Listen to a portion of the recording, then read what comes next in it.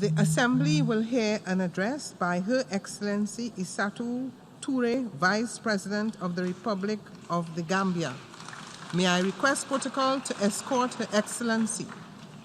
I have great pleasure in welcoming the Vice President of the Republic of Gambia and invite her to address the General Assembly.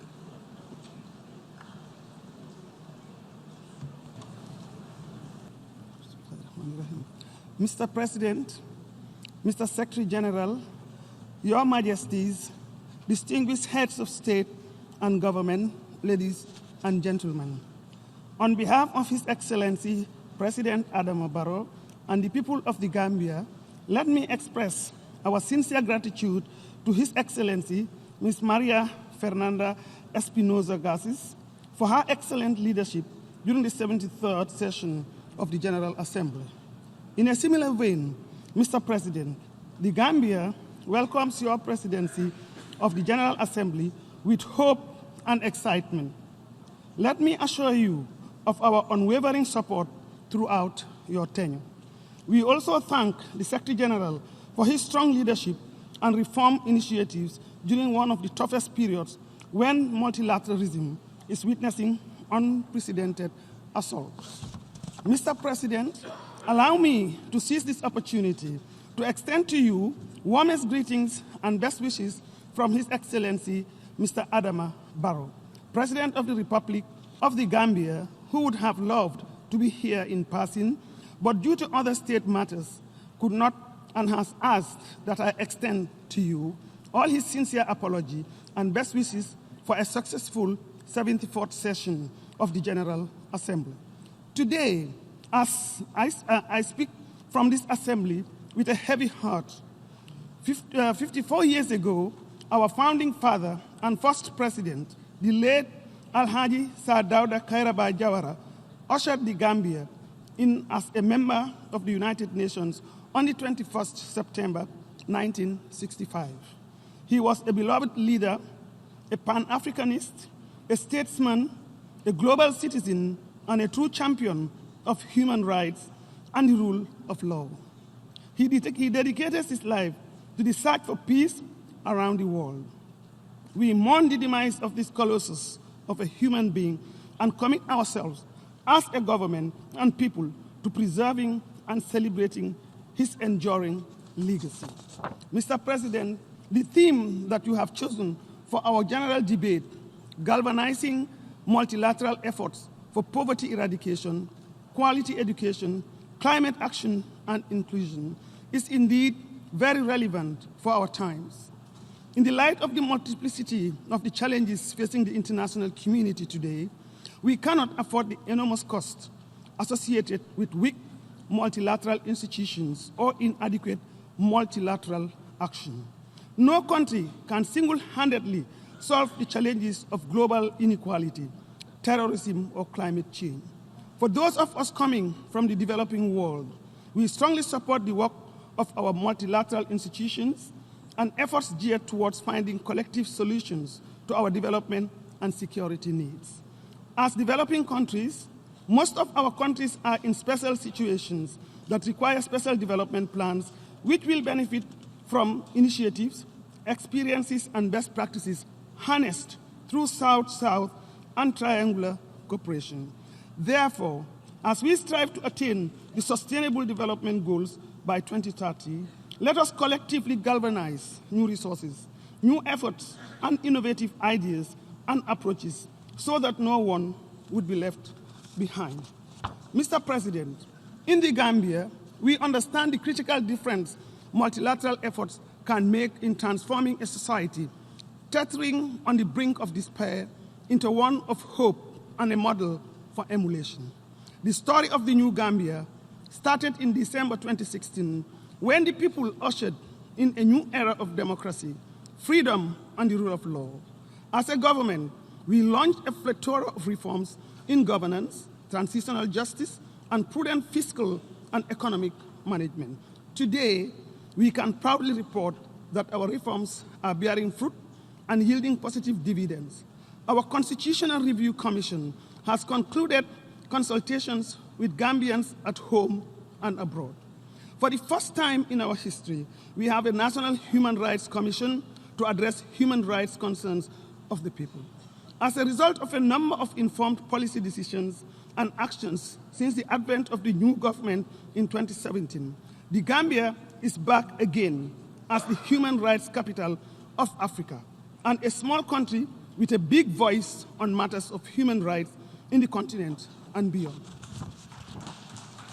In the area of transitional justice, the Truth, Reconciliation and Reparations Commission, TRRC, is now functional and addressing past human rights violations of the former government with the active participation of victims and perpetrators.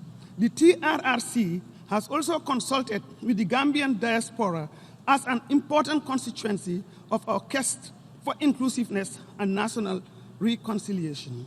With the setting up of the TRRC and the revelations from the public hearings, Gambians have now awakened to the true extent of the crimes and egregious violations of human rights willfully committed by a government against its own people. Stories about egregious human rights violations like extrajudicial killings, disappearances, rape, and torture remain mere stories until now. This is no longer the case thanks to the collaborative work that the international community is doing with the government today. In this connection, sustaining the ongoing collaboration and support will remain critical to the success of our efforts in instituting accountability for past crimes, generating a historic record for transitional justice in the Gambia, which in our view will contribute to healing, national reconciliation, and closure for the society at large. As part of our broad reforms and major national priority, we have now created a separate Ministry of Women, Children, and Social Welfare to address the concerns of women, children, and the wider social inclusion. Women's empowerment, education of the girl child, ending gender-based violence and discrimination against women and girls, and ensuring effective and efficient social inclusion for all are priorities of our government. Mr. President, with the launch of our National Development Plan 2018-2021, which seeks to consolidate our recent democratic gains as well as revive and transform our economy for solid growth, job creation, and peace consolidation, we have managed to stabilize the economy, instituted fiscal discipline through better management of our sustainable debt. Through a mix of prudent budgetary and macroeconomic policies, we have managed to register a 6.6% rate of economic growth. Our tourism sector, a major foreign exchange earner, has grown over 21% over the past 2 years. These achievements have also had a positive impact on reducing the phenomenon of irregular migration of our youth. The government has also come up with targeted interventions for the empowerment of the youth of our country. Skills development, entrepreneurial support, and other opportunities are now being made available to the youth.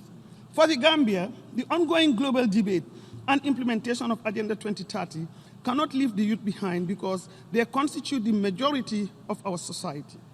We therefore ask for international support and partnership to enable us to create more opportunities through education, skills development, and technology and knowledge transfer, as these have the potential to boost the contribution of our young people towards addressing poverty, social and economic inequalities, and the overall attainment of the SDGs.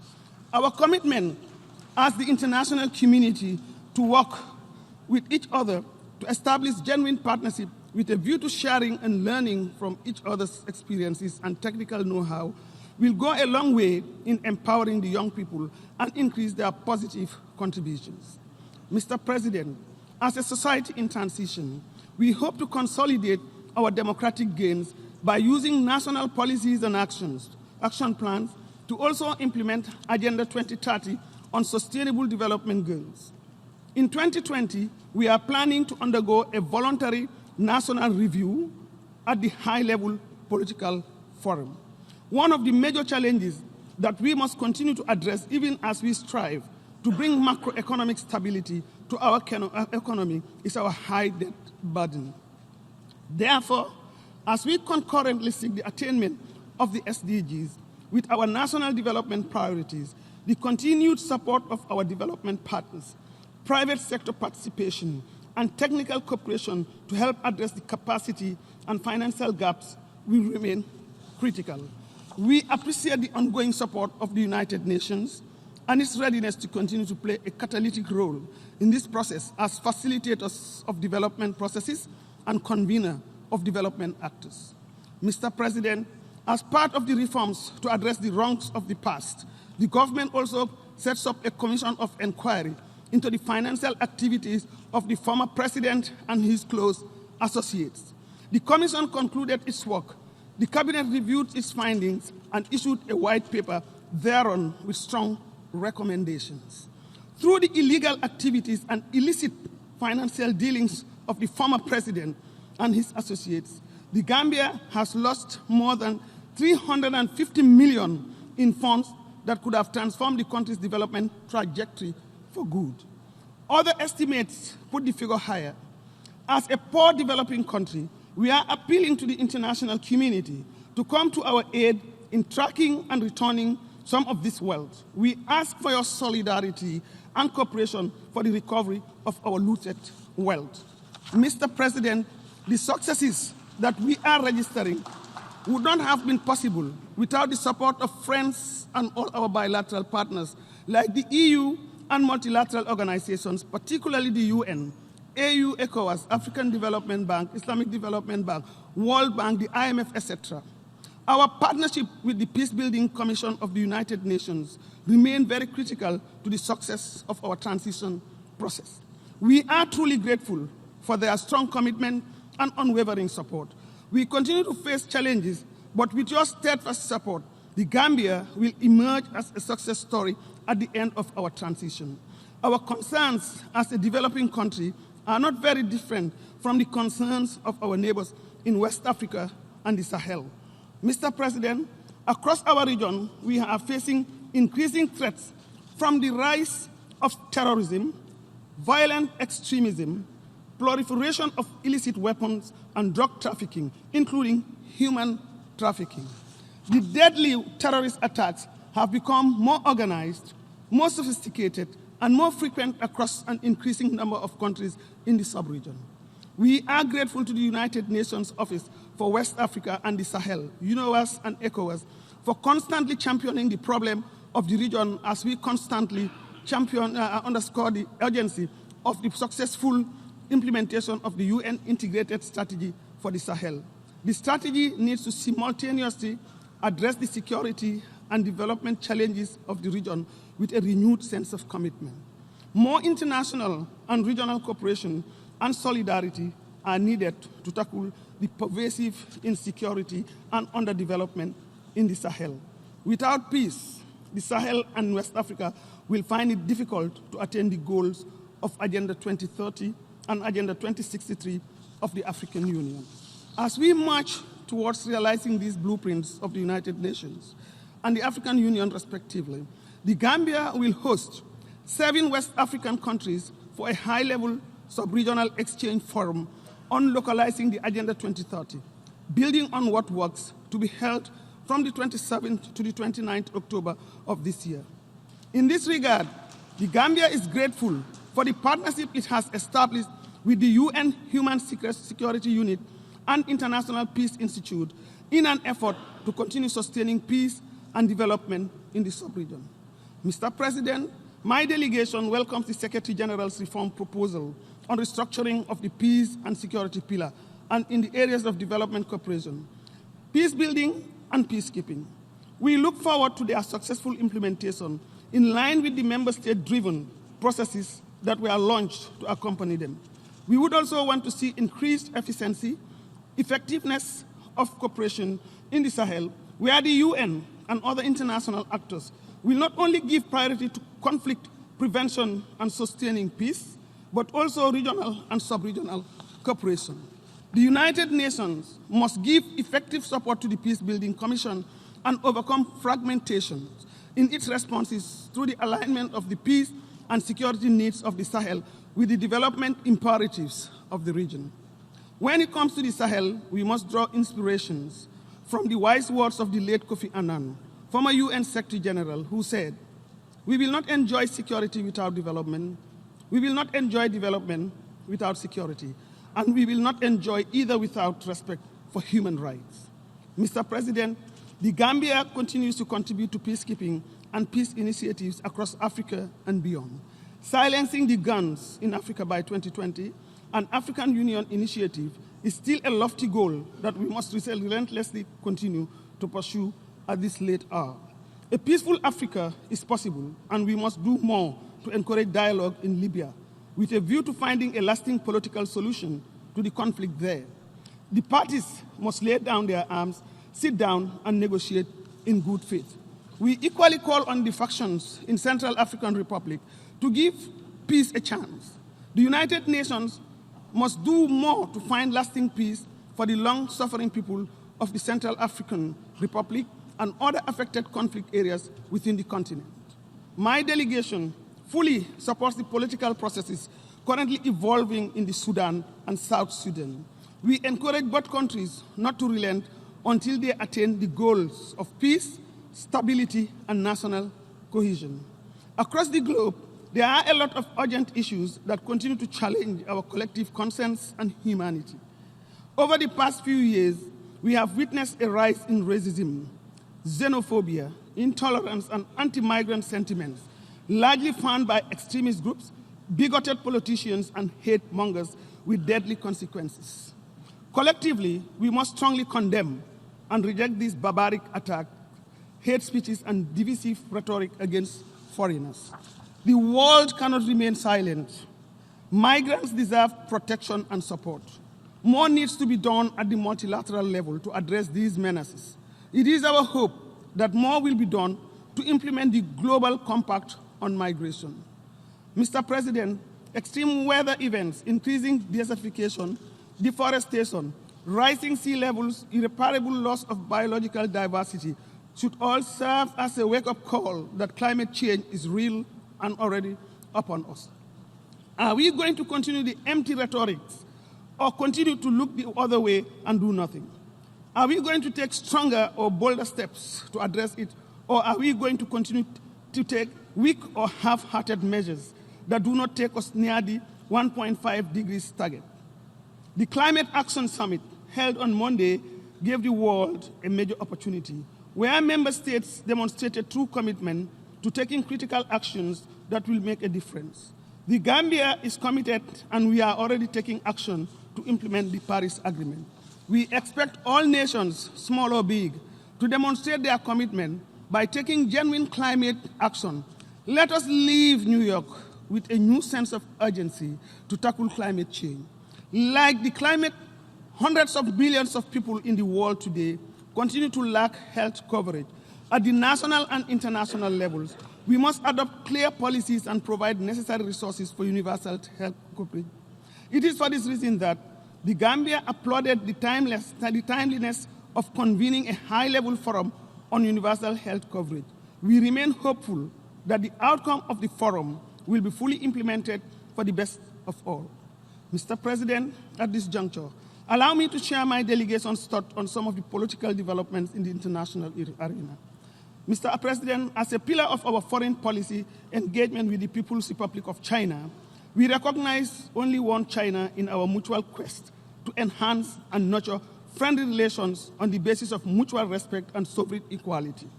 We also believe that the evolution of our relations is built on shared prosperity and a win-win approach. Mr. President, the embargo imposed on Cuba by the United States belongs to a bygone era. We call on the United States to end the embargo and give friendly relations and good neighborliness a chance. We also reiterate our commitment to the two-state solution in the Israeli-Palestinian conflict. The international community must galvanize renewed efforts towards a comprehensive peace process. The conflict has persisted for too long. Palestinians must be allowed to have their own independent state with East Jerusalem as their capital. Israel must also stop all settlement activity in occupied Palestinian territories, as well as respect the human rights of Palestinians. The two sides need to urgently negotiate a political solution to a conflict that continues to affect millions of lives. We are convinced that the situation requires a credible peace initiative which the United Nations and the international community can spearhead with the support of the Organization of the Islamic Cooperation in its search for peace in Palestine. The OIC can play a strategic role in partnering with the UN and other partners by serving as a credible bridge for mutual dialogue and understanding in the search for comprehensive peace across the Middle East and the world at large. The unique platform that the organization enjoys in the Islamic world can foster interreligious dialogue and intercultural understanding among peoples and faiths of the world.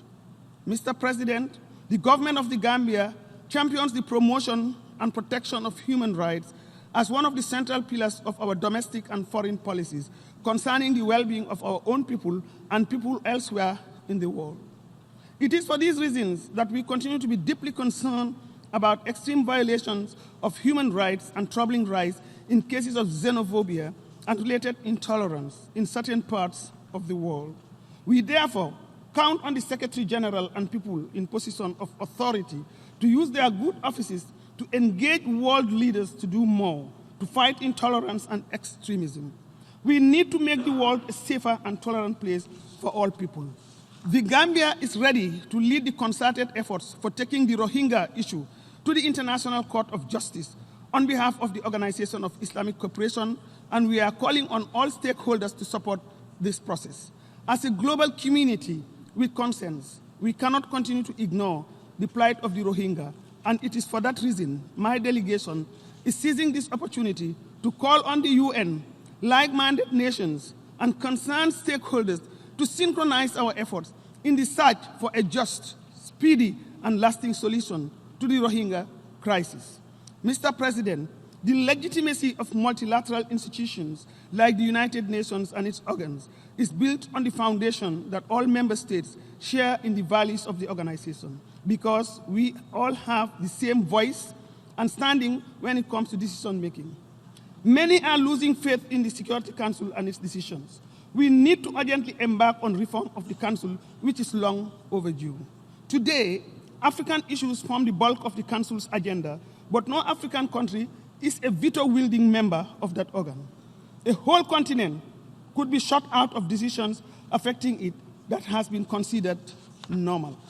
Let those countries standing in the way of Security Council reform give way and fully support the Ezul-Wini consensus of the African group.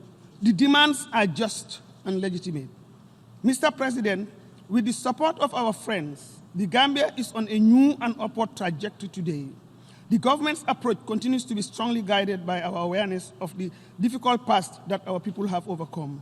It is in this regard that we continue to ask for your continued support and cooperation as we endeavor to build a more prosperous and highly developed country envisaged in our current development blueprint, the National Development Plan 2018-2021. As a country in transition, we strongly believe in the utility of multilateralism and institutions of multilateral diplomacy as tools to solve our challenges. We, as small state members, optimize our strength, leverage our voice when we work with the international community and friends to solve the collective problems confronting us as one big family. Global challenges require global efforts for satisfactory and cost-effective solutions. We strongly commend the role of the United Nations in our transition process. We will continue to work with all states in the General Assembly to address the concerns of small and developing countries. Once again, on behalf of the President, President Barrow, and the government of the people of the Gambia, I extend sincere appreciation to all our bilateral and multilateral partners for their continuous support and assistance to the country. I wish you all a successful 74th session. I thank you.